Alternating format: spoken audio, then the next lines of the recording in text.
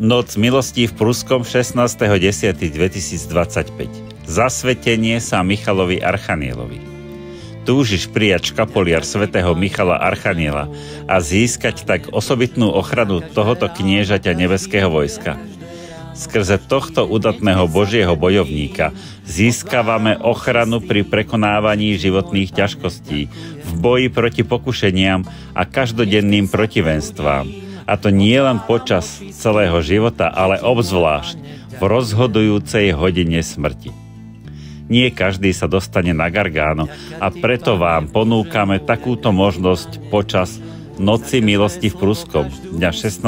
októbra 2025. Začiatok o 18. hodine. Akt zasvetenia sa svätému Michalovi Archanielovi je celoživotným zverením sa do jeho zvláštnej ochrany. Odporúča sa prípravný pôst, aj viacdňový, modlitba novény a litánie k svätému Michalovi.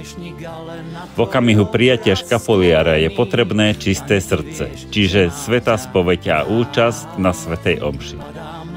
Na svätú spoveď pristúpte skôr, najlepšie v ten deň.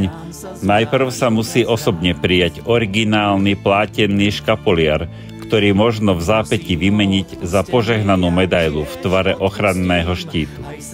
Prijatím škapoliara sa stávate členmi duchovnej rodiny svätého Michala Archaniela, tzv. Michaelitov, a máte aj podiel na všetkých duchovných dobrách a modlitbách tejto komunity zriadenej vo významnej svätyni v nebeskej bazilike na Gargáne. Škapoliár je potrebné prijať osobne. Plátené škapoliare si budete môcť zakúpiť v Pruskom. Pozývame vás na osobnú účasť Noci milostí a zasveďme sa spoločne k svätému Michalovi Archanielovi vo štvrtok 16. októbra 2025. Nočná adorácia s odprosovaním za slovenský a český národ. Pozývame vás na zasvetení sa Michalovi Archanielovi. Okrem toho bude zvelebovanie, svätá spoveď, modlitby, svätá omša, požehnanie Eucharistiou a exorcizovaným olejom.